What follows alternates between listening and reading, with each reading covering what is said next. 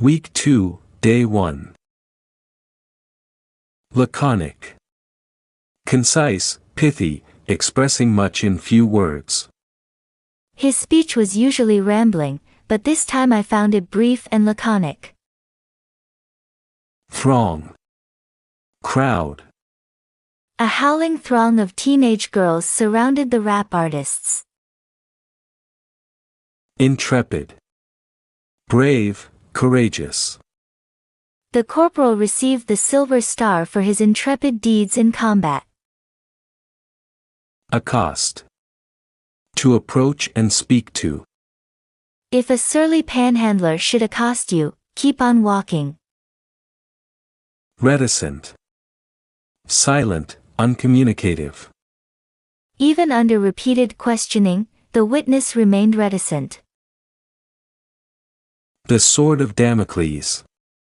Any imminent danger. Although the president of the company seemed quite secure, he always complained that there was a sword of Damocles hanging over his head. To the point. Calvin Coolidge, our 30th president, was named Silent Cal by reporters because of his laconic speech. One Sunday, after Mr. Coolidge had listened to an interminable sermon, a throng of newsmen gathered around him. An intrepid reporter accosted the chief executive. "Mr. President, we know that the sermon was on the topic of sin. What did the minister say?" "He was against it," the reticent Coolidge replied.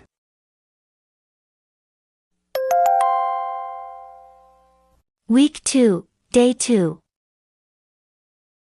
Furtive. Sly, secret, sneak, stealthy. In a furtive manner she removed her shoes and tiptoed up to her room.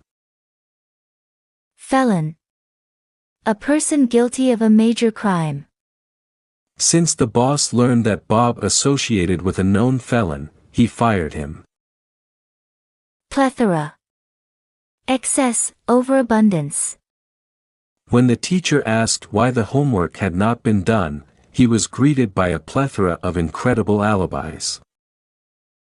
Hapless. Unfortunate, unlucky. The hapless contest winner was unable to locate the lucky ticket. Irate.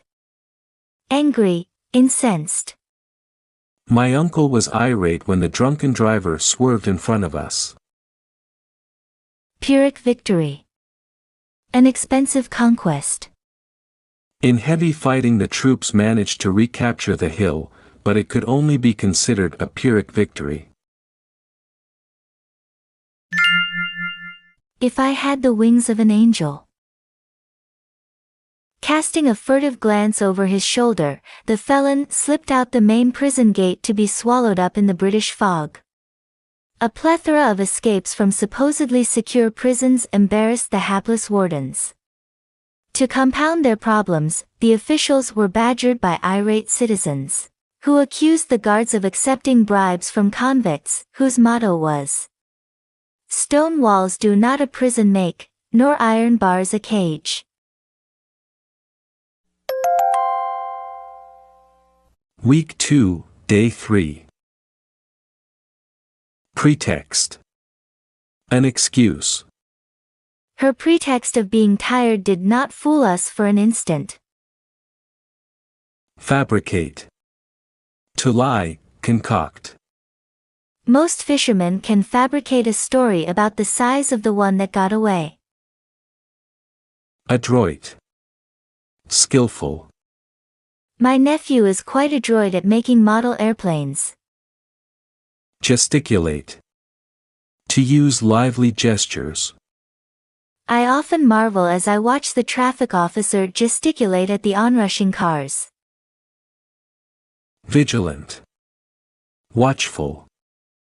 The shootings at Columbine High School made educators much more vigilant.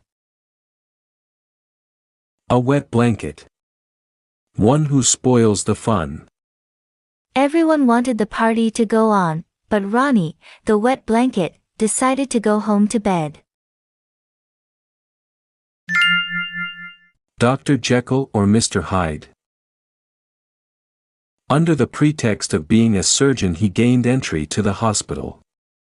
When interviewed by the director, he had to fabricate a tale of his medical experience, but he was so adroit at lying that he got away with it. It was not until the phony doctor began to gesticulate wildly with his scalpel that a vigilant nurse was able to detect the fraud. In the annals of medical history there have been a number of such cases.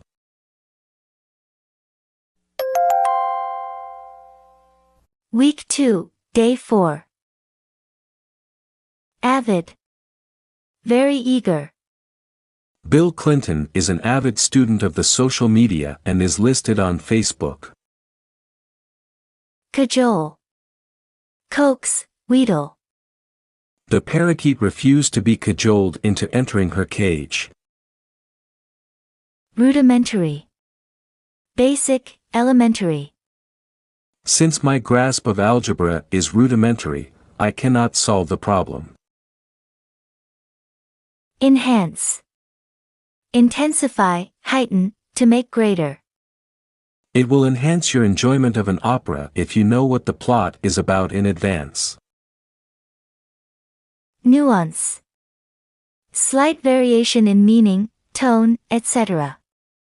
In reading the satires of Jonathan Swift, one must be vigilant in order to catch each nuance. To beard the lion in his den. Defy an opponent in his home. Having decided to beard the lion, I stormed into the manager's office to ask for a raise.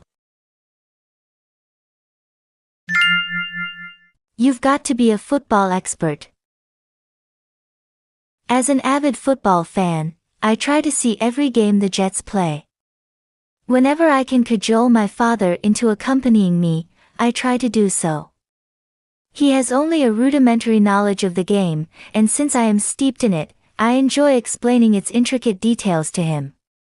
It certainly does enhance your appreciation of football when you are aware of every nuance of the sport.